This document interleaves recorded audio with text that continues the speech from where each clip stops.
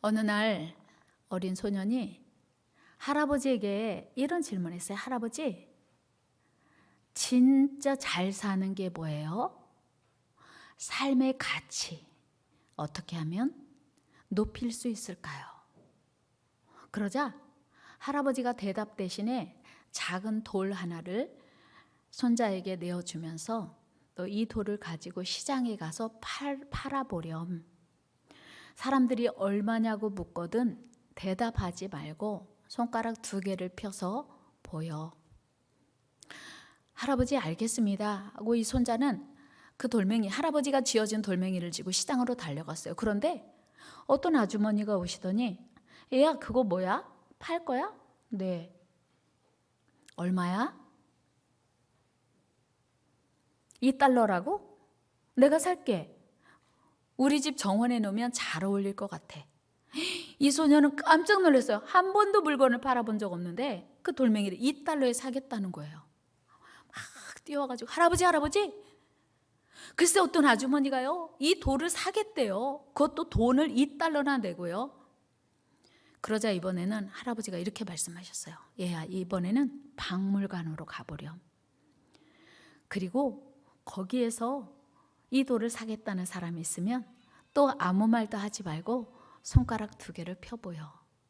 그래서 이번에도 박물관으로 달려갔어요. 그런데 진짜 어떤 아저씨가 오더니 야 이거 뭐야? 이거 팔 거야? 네. 얼마야? $200라고? 야 이거 내가 살게. 이거 괜찮은 돌 같아.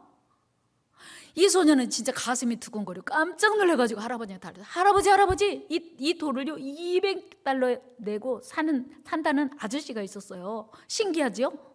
그러자 할아버지는 빙그레 웃으시면서 이번에는 이 돌을 보석용 원석 판매장에 가지고 가렴. 이 소녀는 할아버지 말대로 보석용 원석을 팔고 있는 대리점으로 갔어요. 그리고 돌을 내놨어요. 주인 아저씨가 물어봤어요. 야 이거 뭐야? 이거 보통 돌이 아닌걸? 이거 팔 거야? 얼마야? $200,000라고? 야 내가 살게. 그러자 이 소녀는 너무 깜짝 놀라가지고 할아버지한테 달려서 할아버지 이 돌을요 $200,000 얼마예요? 이현양 집사님 얼마 $200,000면 2억 4천이에요. 깜짝 놀라가지고 할아버지한테 할아버지 이 돌을요 $200,000에 사겠다는 사람이 있었어요. 이게 무슨 돌이에요? 그래서 할아버지가 이렇게 말했어요. 사람의 가치는 돈이 얼마나 많은가가 중요하지 않아. 그 사람이 공부를 얼마나 많이 했는가가 중요하지 않아. 너의 주변에 어떤 사람이 있는가가 너의 가치야. 이렇게 말해주시는 거였어요. 사람은 출신이 어딘지 그 사람이 하고 있는 일인지보다 더 중요한 것이 주변에 어떤 사람들이 있는가가 더 중요하지. 너를 $2 돌로 보는 사람들과 함께 있으면 너는 $2밖에 안 돼. 그런데 너를 $200,000의 가치로 여기는 사람들과 함께 살면 너의 가치는 $200,000가 되는 거야. 자신을 하찮은 위치에 두고 살 것인지 소중한 위치에 둘 것인가는 자신의 선택이란다. 그렇습니다. 우리 자신의 가치는 오직 우리를 지으시고 인도하시는 하나님께서 인정하시고 원하시는 자리, 곧 하나님의 영으로 예배하고 인도함을 받는 그 자리에 있을 때 우리의 가치는 가장 빛나게 되어 있어요. 마치도 오늘 이 자리에 우리가 있는 것처럼. 오늘 본문은 수가성 우물가에 한낮에 물 길러 온 여인과 예수님과의 대화 내용 일부입니다. 사마리아 여인인 이 여인은 유대인인 예수님이 자신에게 말을 거는 것도 신기한데 말을 거는 것도 있을 수 없는 일인데 자기에게 물을 좀 달라고 도움을 요청하는 거예요. 이건 유대인들의 자존심으로는 있을 수 없는 일입니다. 이분이 보통 분이 아님을 대화하는 중에 깨닫게 돼요. 그리고 예수님을 선지자로 여겨서 예배 장소에 대한 질문을 합니다. 여인의 질문은 어디서 예배하는 게 참된 예배인가 하는 것이었습니다. 성전이 있는 예루살렘에서 예배를 드려야 하는지, 그들의 조상들이 하던 대로 그리심산에서 예배를 드려야 하는지에 대한 질문이었어요. 사마리아인들이 그리심산에서 예배를 드리게 된 것은 스룹바벨이 바벨론 포로 70년을 바치고 귀환한 이후에, 고레스 왕의 칙령을 받아서 이제 귀환한 이후에 성전을 재건하려고 할 때 사마리아인들이 동참하고 싶었어요. 우리도 성전 건축을 하는데 끼워줘, 그렇게 부탁을 합니다. 에스라 4장 1절 2절 말씀 읽겠습니다. 시작. 사로잡혔던 자들의 자손이 이스라엘의 하나님 여호와의 성전을 건축한다 함을 유다와 베냐민의 대적이 듣고 스룹바벨과 족장들에게 나와 이르되 우리도 너희와 함께 건축하게 하라. 우리도 너희같이 너희 하나님을 찾노라. 아수르 왕 에살핫돈이 우리를 이리로 오게 한 날부터 우리가 하나님께 제사를 드리노라 하니. 사마리아인들은 바벨론 포로 안 끌려갔어요. 그 대신 아수르의 민족과 같이 살면서 결혼을, 이제 그 순수 유대 혈통을 깨고 이방 민족과 결혼을 해서 산 거예요. 그래서 이제 유대 민족이 생각할 때는 핍박을 받아도 고난을 받아도 순수한 혈통을 지키는 게 중요한데, 그렇지 못한 사마리아인들을 무시하고 멸시했어요. 그래서 성전 건축하는데 감히 어디 성전 건축에 협력한다고? 안 돼? 거절한 거예요. 3절 말씀 같이 한번 읽어요. 시작. 스룹바벨과 예수아와 기타 이스라엘 족장들이 이르되 우리 하나님의 성전을 건축하는데 너희는 우리와 상관이 없느니라. 바사왕 고레스가 우리에게 명령하신 대로 우리가 이스라엘의 하나님 여호와를 위하여 홀로 건축하리라 하였더니. 안 돼. 이 너희들이 어디 성전 건축하는데 끼워주라고?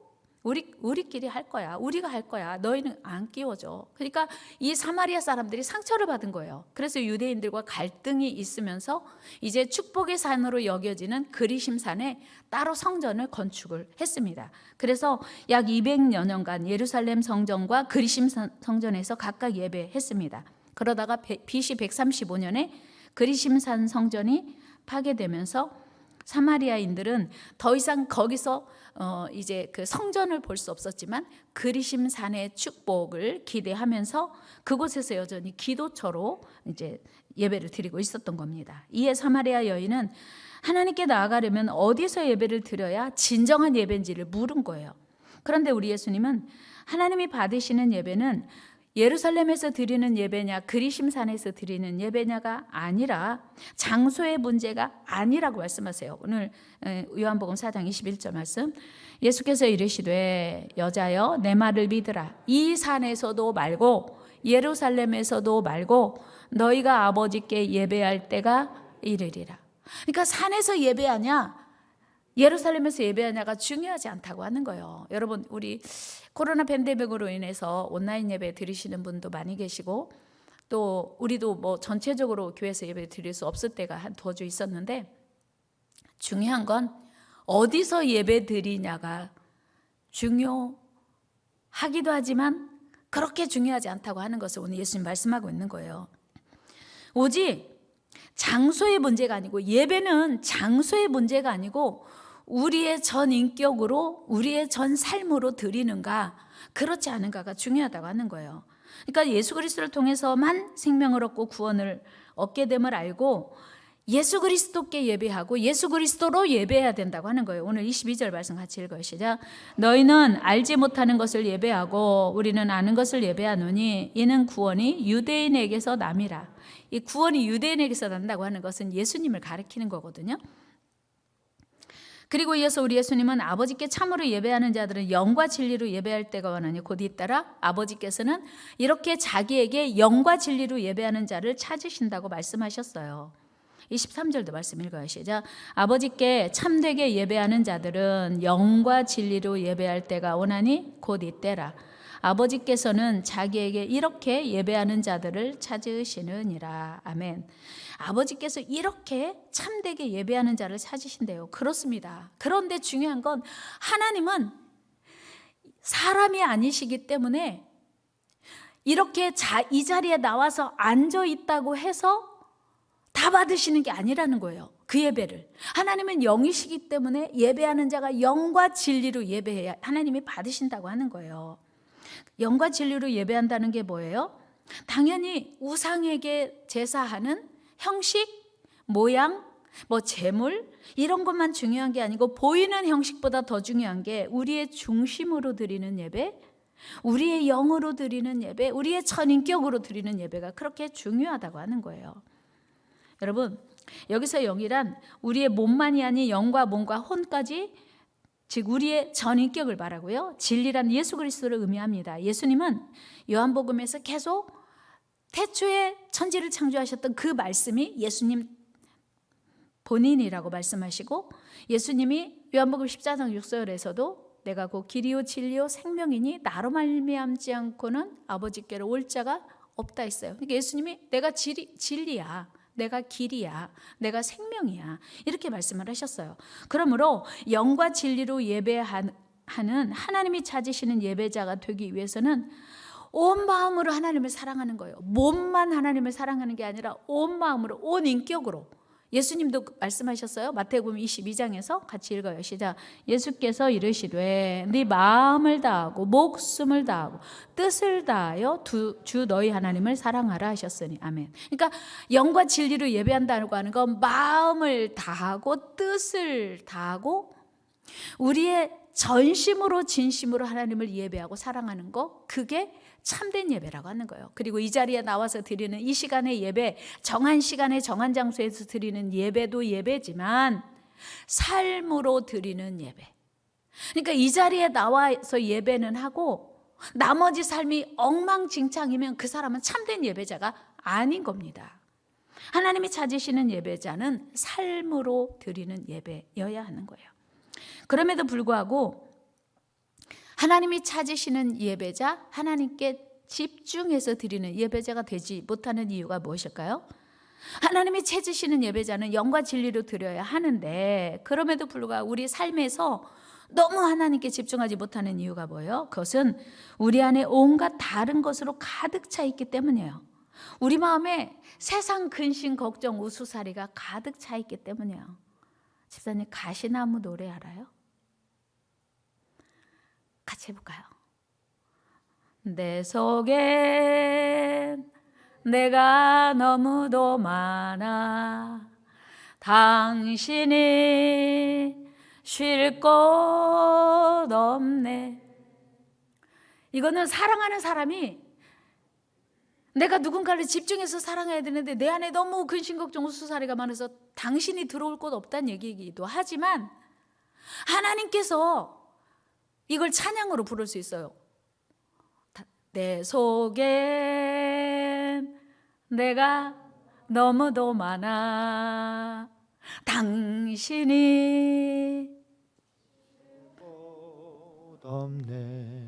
내 안에 너무 생각이 많고 목표가 많고 우리의 집중이 많고 소망과 희망이 세상에 있기 때문에 주님이 우리 안에 들어와서 쉴 곳이 없는 거예요.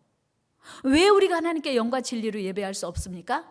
이 예배만 끝나면 내가 어디 가야지, 이 예배만 끝나면 내가 누구 만나야지, 내가 이 예배만 끝나면 빨리 가서 잠을 자든지, 어젯밤에 온라인 때 갖고 못 잤으니까 이런 염려 근심 걱정. 그래서 우리의 예배가 하나님께 집중하는 영과 진리의 예배가 될 수 없다고 하는 거예요.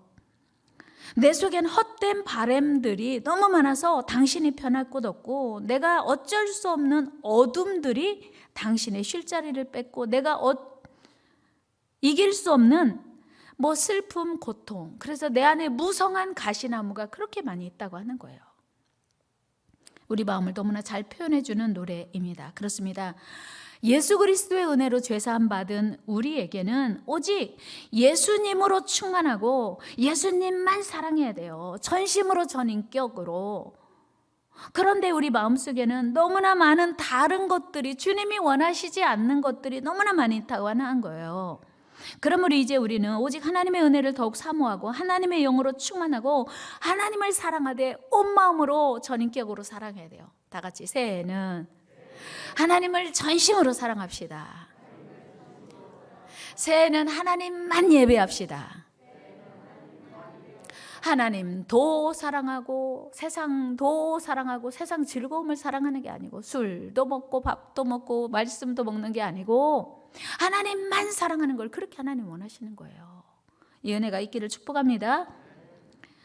우리 예배 또한 모양만 형식만이 아닌 오직 하나님께 집중하여 드리는 영적 예배여야 하는 거예요. 로마서 12장 1절에 보면 우리가 추구해야 될 영적 예배가 무엇인지에 대해서 말씀하고 있어요. 같이 읽어요. 그러므로 형제들아 내가 하나님의 모든 자비하심으로 너희를 권하노니 너희 몸을 하나님이 기뻐하시는 거룩한 산 제물로 드리라. 이는 너희가 드릴 영적 예배니라. 보세요. 영적 예배가 뭘 드려? 몸을 드려. 여기만 보면 몸만 드리면 되네. 이 자리에 나와서 졸든지 딴 생각하든지 영적 예배래. 아니요. 2절 보세요. 2절 읽어요. 시작. 너희는 이 세대를 본받지 말고 오직 무엇을? 1절에서는 몸을 드리래요. 2절은 뭘 드려요? 마음을 드리래요. 마음을 새롭게 함으로 변화를 받아 하나님의 선하시고 기뻐하시고 온전하신 뜻이 무엇인지 분별하다. 이 세대를 본받지 말라는 거예요. 이 세상 목사님 지금 다른 교인들은요 이렇게 신앙생활 한대요. 그거 중요하지 않아요. 우리 기준은 하나님이어야 되고요. 우리 기준은 하나님의 말씀이어야 됩니다. 우리의 신앙생활의 기준은 다른 교회 성도들이 아니고 하나님이십니다. 같이 해요. 우리의 신앙 기준은 다른 성도가 아니라 하나님의 기준입니다. 믿습니까? 그렇게 우리가 신앙생활을 해야 된다고 하는 거예요. 그렇습니다. 우리 하나님은 우리에게 이 세대를 본받지 말고 마음을 새롭게 하라고 강조하고 있습니다. 즉 우리 중심이 하나님의 영으로 충만하여 정결한 마음과 영으로 예배하라는 거예요. 그러기 위해서 우리가 하나님의 영, 성령의 충만함을 받아야 돼요. 우리가 세상에 발을 딛고 살지만 어두운 세상에 물들지 않고 오히려 세상을 변화시키는 영향력 있는 하나님의 자녀로 살기 위해서는 성령 충만으로 무장해야 돼요. 그래서 우리 예수님은 승천하시기 직전에 제자들에게 성령이 임하실 때까지 예루살렘을 떠나지 말라고 하셨거든요. 안수 집사님 혹시 그거 아세요? 바닷물이 짜지요. 바닷물에서 금방 잡은 고기 짜요 안 짜요? 남자분들은 잘 모르시나 봐요. 여러분 바닷물이 짜잖아요. 짠 바닷물에서 금방 건져 올린 살아있는 생선 짜요 안 짜요? 안 짜요. 짠 바닷물에 사는데 그 짠 바닷물에 자기 몸을 절이지 않는다는, 물들지 않는다는 거예요. 무슨 얘기냐면 우리가 이 악한 세상에 살지만 우리 성도들은 악한 세상에 물들지 말아야 된다고 하는 거예요. 살아있다는 증거가 뭐냐면, 생명이 있다는 게 뭐냐면 바닷물이 짠데 그 안에서 살면서 그 짠 바닷물에 자기를 절이지 않는 거예요. 다 같이 살아있는 성도는 악한 세상에 물들지 않아야 된다. 믿습니까? 살아있는 물고기는요, 파도 치는 대로 풍랑이는 대로 흘러 떠내려가지 않습니다. 풍랑이 일어도 파도가 쳐도 살아있는 물고기는 그 물살을 거슬러 올라가는 거예요. 이 세상이 다 죄악에 물들어도 살아있는 생명 있는 그리스도인은 그 죄악 세상에 물들지 않고 하나님의 거룩을 유지해야 될 줄로 믿습니다. 그래서 하나님이 예수 그리스도를 통해서 그 제자들에게 예루살렘을 떠나지 말고 성령을 충만하게 받으라고, 아버지 약속하신 성령을 기다리라고 하셨어요. 여러분, 성령의 능력이 아니고서는 우리의 힘만으로는 도저히 악한 세상을 이길 수 없습니다. 이 어두운 세상을 이길 수 없습니다. 그러나 우리가 성령으로 충만하게 되면 우리를 유혹하는 악한 죄악을 이길 수 있어요. 우리를 억누르고 짓누르는 무기력도 이길 수 있습니다. 여러분, 하나님의 성령이 임하면 죽음도 생명으로 충분히 바뀌어요. 바꿀 수 있어요. 하나님의 영이 아니고서는, 하나님의 생명, 하나님의 능력이 아니고서는 죽음을 생명으로 바꿀 힘이 없습니다. 여러분, 에스겔 골짜기에 죽은 뼈, 마른 뼈들에게 성령의 생기가 들어가자 뼈들이 서로 일어나고 살과 가죽이부터 마침내 큰 군대가 되었대요. 여러분, 어떻게 죽은 뼈, 마른 뼈가 군대가 될 수 있습니까? 우리 에스겔 37장 말씀 읽어요. 시작. 이에 내가 명령을 따라 대언하니 대언할 때 소리가 나고 움직이며 이 뼈, 저 뼈가 들어맞아 뼈들이 서로 연결되더라. 내가 또 보니 그 뼈에 힘줄이 생기고 살이 오르며 그 위에 가죽이 덮이나 그 속에 속에 생기는 없더라. 또 내게 이르시되 인자야 너는 생기를 향하여 대언하라. 생기에게 대언하여 이르기를 주 여호와께서 이같이 말씀하시기를 생기야 사방에서부터 와서 이 죽음을 당한 자에게 불어서 살아나게 하라 하셨다 하라. 이에 내가 그 명령대로 대언하였더니 생기가 그들에게 들어가매 그들이 곧 살아나서 일어나 서는데 극히 큰 군대더라. 여러분, 하나님께서 에스겔 선지자를 사망의 골짜기로 데리고 가서 죽어서 이미 육탈이 돼서 마른 뼈들이 가득한 골짜기에서 하나님이 질문해요. 이 뼈들이 살겠느냐? 뼈들이 어떻게 살아요? 방금 죽었어도 살아나기 힘든데 뼈들이 어떻게 살아요? 그때 하나님이 이 뼈들에게 명령하라, 대언하라, 생기야 들어가라. 그랬더니 그 뼈들이 움직이면서 죽은 뼈, 마른 뼈들이 점점 뼈들이 연결되더니 힘줄이 붙고 살이 붙어서 이제 사람 형체가 된 거예요. 그랬더니 하나님이 다시 그 죽은 뼈들이 이제 맞춰져 가지고 사람 형상이 된 그 형체에게 생기야 들어가라 했더니 생기가 들어가니까 살아나서 극히 큰 군대가 되었대요. 여러분, 아담과 하와를 흙으로 빚으신 하나님이 그 코에 불어넣어 주신 게 뭐죠? 생기예요, 생기. 이 생기가 오늘 우리로 말하면 하나님의 영입니다. 이 영으로 충만해야 무기력해지는 우리의 신앙생활이 새로워지는 줄로 믿습니다. 소망 없는 우리의 삶이, 가치 없는 우리의 삶이 가치 있고 소망이 생기는 줄로 믿습니다. 여러분, 오늘 우리는 하나님의 거룩한 자녀로 이 자리에 있습니다. 그러나 지금 우리 안에 생기가 있습니까? 여러분 안에 생기가 충만하게 되기를 축복합니다. 여러분, 이 생기가 없으면요, 우리는 마른 뼈와 같이 죽은 거나 마찬가지예요. 하나님 앞에 예배하는 자리에 나와 있지만 우리 안에 염려 근심으로 가득하고 기쁨과 소망도 감사도 감격도 없다면 영적으로는 마치 죽은 뼈, 마른 뼈와 같은 무기력한 모습이라는 거예요. 여러분, 우리 안에 하나님의 생기, 하나님의 성령이 충만해야 걱정, 근심 안 할 수는 없지만 그 속에서도 용기와 소망이 넘치는 줄로 믿습니다. 여러분 안에 하나님의 생기가 충만하게 임하기를 축복합니다.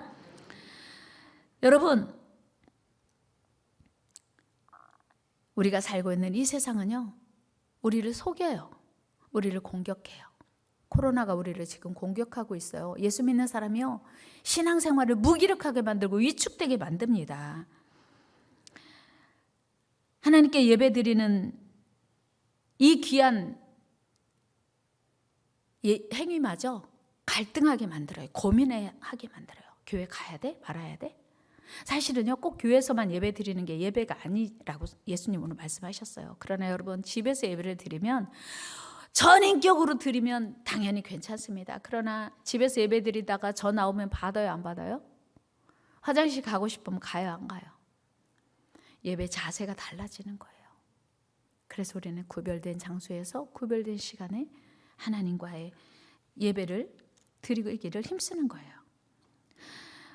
혹여 이 자리에 나오기는 했지만 하나님께 집중하지 못하고 전심으로 예배하지 못하게 방해받고 있지는 않습니까? 이 시간 우리 모두에게 하나님의 은혜가 필요해요. 예수님의 제자들에게 이 성령의 역사가 임하니까 그들은 더 이상 두렵지 않았습니다. 무섭지 않았습니다. 하나님께 집중하고 하나님께 예배하고 하나님을 위하여 사역할 수 있었습니다.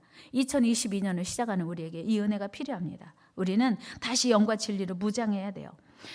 우리의 가치는요, 세상이 결정해 주지 않습니다. 여러분, 우리 예수님의 제자들이 본래 어떤 사람들이었습니까? 그야말로 별 볼 일 없는 사람들이었습니다. 세상적인 기준으로 보면 시골 출신, 어부일 뿐이었습니다. 대표적인 예수님의 수제자 베드로도 무식한 어부일 뿐이었어요. 그의 동생 안드레도 평생 고기 잡는 일이 전부였어요. 그들이 예수님을 만난 곳도 바닷가였고 고기 잡는 그 순간에 예수님을 만났어요. 마태복음 4장 같이 말씀 읽어요. 시작. 갈릴리 해변에 다니시다가 두 형제 곧 베드로라 하는 시몬과 그의 형제 안드레가 바다에 금을 던지는 것을 보시니 그들은 어부라. 말씀하시되 나를 따라오라. 내가 너희를 사람을 낚는 어부가 되게 하리라 하시니 그들이 곧 그물을 버려두고 예수를 따르니라. 아멘. 보세요. 갈릴리 바닷가에서 고기 잡을 때 예수님 만났어요. 그런데 만약에 그들이 예수님의 음성에 귀 기울이지 않았다면 그들의 인생은 어떻게 되었을까요? 만약에 그들이 예수님을 따르지 않았더라면 어떻게 되었을까요? 그들이 영과 진리로 하나님을 사랑하고 예배하는 법을 몰랐더라면 어떻게 되었을까요? 전 인격적으로 예수님을 사랑하지 않았더라면 어떻게 되었을까요? 두말할 필요도 없어요. 이들은 당연히 평생 어부의 삶을 크게 벗어나지 않았을 것이기 때문입니다. 그러나 그들이 그 모든 것 포기하고 예수님을 전심으로 따르고 사랑했기에 그들의 인생이 대반전이 일어난 거예요. 전혀 다른 새로운 인생이 시작된 겁니다. 변화된 베드로의 모습을 확인해 봅시다. 사도행전 2장 14절 말씀 읽어요. 시작. 베드로가 11사도와 함께 서서 소리를 높여 이르되 유대인들과 예루살렘에 사는 모든 사람들아, 이 일을 너희로 알게 할 것이니 내 말에 귀를 기울이라. 와, 무식한 베드로가 예루살렘에 절기 지키러 온 수많은 사람들 앞에서 여러분 제 말에 귀를 기울이십시오. 그러면서 막 그 예수님의 그 구원의 역사에 대한 설교를 하니까 사람들이 어리둥절해 가지고 야, 저 베드로 원래 무식한 어부 아니었어? 그치? 어떻게 된 거야? 사람들이 어리둥절해 가서 깜짝 놀라 가지고 어떻게 된 거냐고 의문했어요, 서로. 그런데 거기서 이 놀라운 역사는 그치지 않습니다. 그날 그 베드로의 설교를 듣고 하루에 3,000명이 회개하고 예수님을 믿게 된 거예요. 41절 말씀 읽어요. 시작. 그 말을 받은 사람들은 세례를 받음에 이날의 신도의 수가 3,000이나 더하더라. 회개하라고 베드로가 강력하게 설교했더니 모두 회개하고 돌아왔는데 3,000명 회개했어요. 뿐만 아니에요. 베드로가요, 태어나서 한 번도 걸어본 적 없는 지체 장애인을 고칩니다. 더 나아가 죽은 자도 살리는 능력자가 되었어요. 사도행전 9장 40절 읽어요. 시작. 베드로가 사람을 다 내보내고 무릎을 꿇고 기도하고 돌이켜 시체를 향하여 이르되 다비다야 일어나라 하니 그가 눈을 떠 베드로를 보고 일어나 앉는지라. 아멘. 죽은 사람. 그러니까 사도행전 3장에서 성전에 들어가면서 그 민문에 앉아서 구걸하던 사람들 일으켰거든요. 그런데 죽은 사람을 가서 기도하고 그 자리에서 일으켰다고요. 어부 무식한 베드로가 어떻게 이런 일이 일어날 수 있습니까? 그동안 베드로가 로마에 가서 대학을 다니면서 유학을 해가지고 박사학위를 받았습니까? 아니요. 베드로에게 어떤 일이 일어났습니까? 오히려 복음을 전하면 너 죽어, 복음 전하지 마, 이렇게 위협을 받고 압박을 받았을지언정 베드로가 공부한 적도 없고요, 로마 사람의 어떤 호의를 받은 적도 없어요. 유대인들의 대제사장이 그들을 지지한 적도 없습니다. 오히려 베드로는 여전히 가난하고 여전히 무식하고 여전히 환경은 복음을 전하기 어려운 환경이었어요. 만약에 여러분, 만일 베드로가 예수님이 아니었다면 어떻게 되었겠습니까? 앞서도 말했지만 그는 평범한 어부로 그의 삶을 마감했을 거예요. 베드로가 하나님을 온 마음으로 전 삶으로 사랑하지 않았다면, 베드로가 성령 충만하지 않았다면 갈릴리 이름 없는 어부로 일생을 마쳤을 것이 뻔합니다. 그러나 그가 예수님을 만났고 예수님을 따랐고 예수님을 전 인격으로 전 삶으로 사랑하고 섬겼더니 그의 일생은 바닷가에서 흔히 볼 수 있는 아무 발에나 채이는 돌멩이가 아닌 그야말로 보석 중의 보석이 되었더라고 하는 거예요. 존귀한 인생, 멋진 인생, 값진 인생이 된 거예요. 오늘 본문에 주인공 수가성 여인도 결혼을 5번이나 했고 지금 살고 있는 남편도 자기 남편이 아니에요. 그런 사람이 예수 그리스도를 만나게 된 이후로 물동이 버려두고 동네 가서 복음 전합니다. 예수님을 만나면 인생이 달라지는 거예요. 목적하는 삶의 가치가 달라지기 때문이죠. 그렇습니다. 우리 인생은 누구의 손에 붙들려 사는가가 중요합니다. 능력 많으신 우리 하나님께서 우리의 인생을 붙드시면 우리 삶은 그야말로 멋진 인생, 값진 인생이 되는 것입니다. 이제 2022년 새해가 밝았습니다. 혹시 여러분 수가성 여인처럼 우리의 목마름은 여전히 세상 것들로 가득 차 있지는 않습니까? 예수님을 만나기 전 수가성 여인은 누가 내 인생을 책임져 줄까? 누가 내 삶을 행복하게 해줄까? 누가 내 삶을, 다른 사람이 손가락질한 거 상관없어, 내 삶이 행복해져야 돼, 그런 목마름 가지고 남편을 여러 번 바꿨어요. 그런데 그의 삶은 그의 목표대로 해결되지 않았습니다. 오히려 예수 그리스도를 만났더니 그의 인생이 달라진 거예요. 여러분, 목말은 무엇입니까? 하나님께서 허락하신 새해에는 여러분들의 목마름을 세상 것에서 하나님께로 옮겨오는 이 놀라운 역사가 있게 되기를 주의 이름으로 축복합니다. 돈이 우리 인생 책임져 주지 않아요. 사랑이 우리 인생 행복해 할 수 없습니다. 하나님께 집중해서 영과 진리로 예배를 드리고 하나님의 영이 우리를 감쌀 때 우리 삶의 기쁨도 감사도 넘치게 되는 거예요. 염려, 근심, 걱정이 사라지게 되는 거예요. 이 은혜가 여러분들에게 있기를 축복합니다.